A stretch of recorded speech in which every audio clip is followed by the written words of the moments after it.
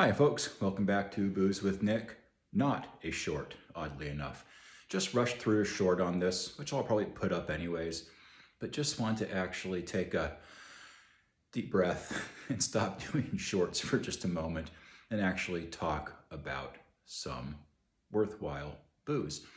So I am, of course, holding a baby bottle of Glenfiddich 12. It's freezing cold here right now in the Portland area. The jet stream hates us or some shit, I'm not sure.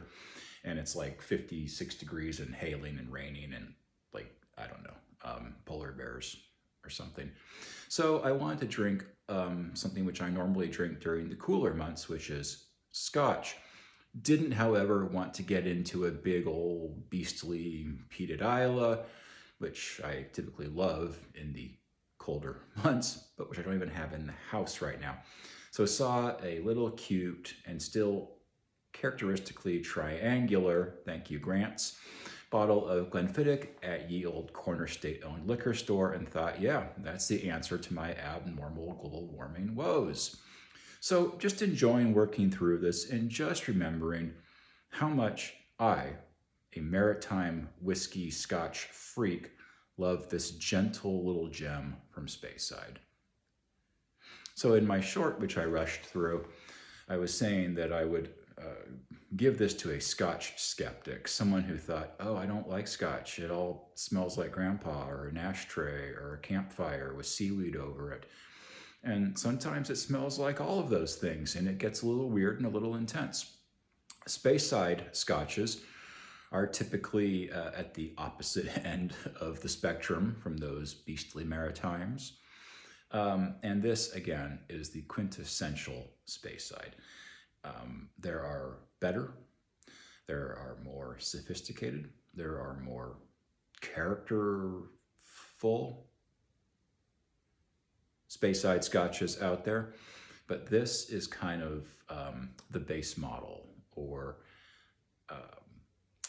a entry-level benchmark against which you can judge other potentially more exciting Speysides.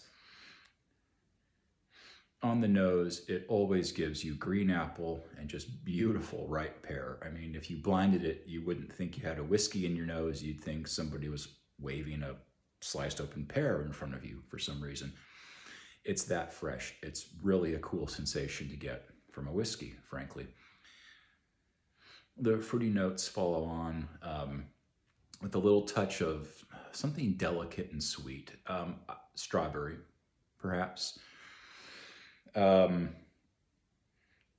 Sometimes I get like caramel on it. Sometimes I get like a little bit of delicate heathered wild honey. Tonight, for whatever reason, I'm getting a very light, delicate butterscotch or I don't know, a creme brulee smell, but like not a burnt one, like a lighter, fresher one. Maybe a caramel that you would get on like a panna cotta. There we go. And on the palate, the apple and the pear usually tend to translate through pretty clearly on the palate.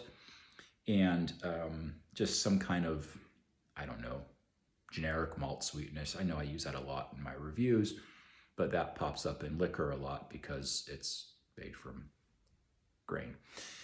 And on the finish, a little bitterness, nothing unpleasant. Is it a coca bitterness or is it a tannic bitterness? Well, it's spent 12 years in wood, so it's probably a tannic bitterness, but it's not like a nasty tannin, I hate tannins. It freaks me out. This doesn't bother me. Again, this is the most accessible single malt whiskey that there is. I'll stand by that statement. It's not the best. It's not the most exciting. It's not going to blow your socks off unless, of course, you're brand new to Scotch whiskey, which is what we were talking about. There's enough going on here. Whiskey snobs, only someone who's really an asshole whiskey snob is going to say something mean about Glenfiddich 12. Just like only a nasty watch snob would make fun of an Orient. In fact, this could be the Orient of the whiskey world. Something to think about for all you watch nerds out there. Anyways, just super. And if you can't find a baby bottle and the price of a fifth is off-putting, but you're still curious about Scotch and want to taste something that's not going to like traumatize you, check out Grant's Family Reserve, made by, well, Grants, which are the good people behind the Glenfiddich. It's much like Glenfiddich, less complex and even more gentle and light on the palate, if that's possible. And it is, if that's what you're after. Anyways, folks, just really wanted to go into this a little bit more and just kind of talk, obviously, without being rushed, as I am oftentimes in the short format. So hey, if you enjoyed this review or found it at all useful, please leave a comment below. I love reading comments. And as always, thank you for your time, your attention. Drink well, live well, be well, and we'll talk soon.